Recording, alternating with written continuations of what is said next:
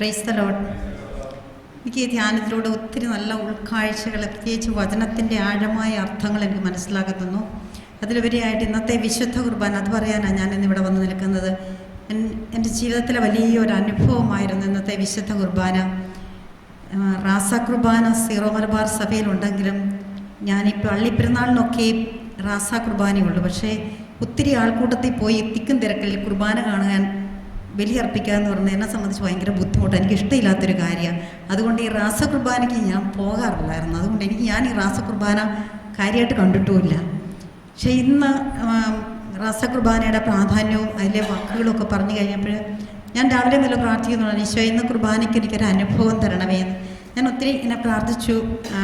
അങ്ങനെ പുസ്തകമൊക്കെ എടുത്ത്, ഞാൻ സാധാരണ പുസ്തകമൊക്കെ എടുക്കാതെ കണ്ണുടച്ച് ഇങ്ങനെ പ്രാർത്ഥിക്കാറാണ്, വിശുദ്ധ ബലി അർപ്പിക്കാറുള്ളത്. പക്ഷേ എന്തോ തുടക്കം മുതലേ ബലി റാസ കുർബാനയല്ലേ, എൻ്റെ പാട്ടുകളൊന്നും എനിക്ക് അറിയത്തില്ലല്ലോ. അപ്പോൾ അതുകൊണ്ട് അത് ഇതൊക്കെ നോക്കി പാടിക്കാമെന്ന് ഞാൻ പ്രാർത്ഥിച്ചിങ്ങനെ കുർബാന അങ്ങ് തുടങ്ങിയപ്പോൾ അത്യുന്നതമാം ആ പാട്ടങ്ങ് പാടിയപ്പോൾ ഞാൻ കാണുകയാണ് ഈശോയുടെ ജനനം.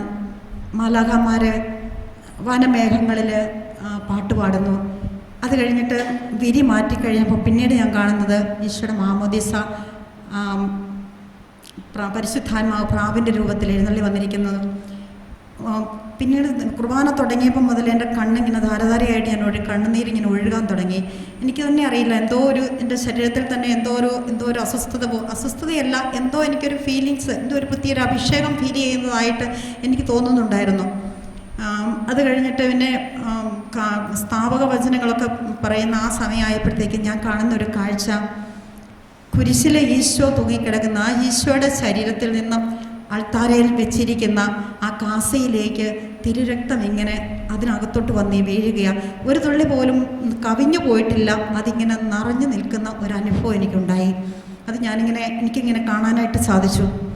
പിന്നീട് വിശുദ്ധ കുർബാന സ്വീകരണം, പരിശുദ്ധാത്മാവിൻ്റെ ആ ആവാസ സമയമൊക്കെ എനിക്ക് ഭയങ്കര ഒരു അഭിഷേകമായിരുന്നു.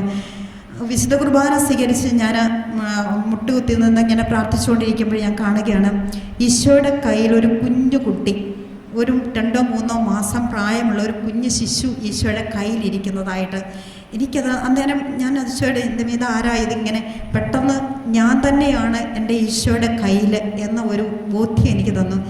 എൻ്റെ മനസ്സിലേക്ക് അപ്പോൾ ആരോ ഇരുന്ന് പറയുന്ന പോലെയാണ്. ഞാൻ എപ്പോഴും ഇങ്ങനെ പറയാറുണ്ട്, ഈശോ എനിക്കൊന്നും അറിയാൻ മേല, എനിക്കൊന്നും അറിയത്തില്ല. ഒരു ശുശ്രൂഷയ്ക്കൊക്കെ പോകുമ്പോഴത്തേക്ക് എനിക്ക് ഭയങ്കര പേടിയാണ്. ഈശോയെ ഞാനൊന്നും അല്ല, എനിക്കൊന്നും അറിയത്തില്ല. ഞാനിങ്ങനെ ഒരു അസ്വസ്ഥപ്പെടുന്ന ഒരു അസ്വസ്ഥത എപ്പോഴും എനിക്ക് ഉണ്ടായിരുന്നു. അപ്പോൾ ഇന്ന് ഈശോ ഇങ്ങനെ പറയണം, നീ എൻ്റെ കയ്യിലല്ലേ, ഞാൻ കൂടെയുണ്ട്, നീ എൻ്റെ കയ്യിലായിരിക്കുന്നത് കൊണ്ട് നീ ധൈര്യമായിട്ട് പോയിക്കോളാൻ. Praise the Lord.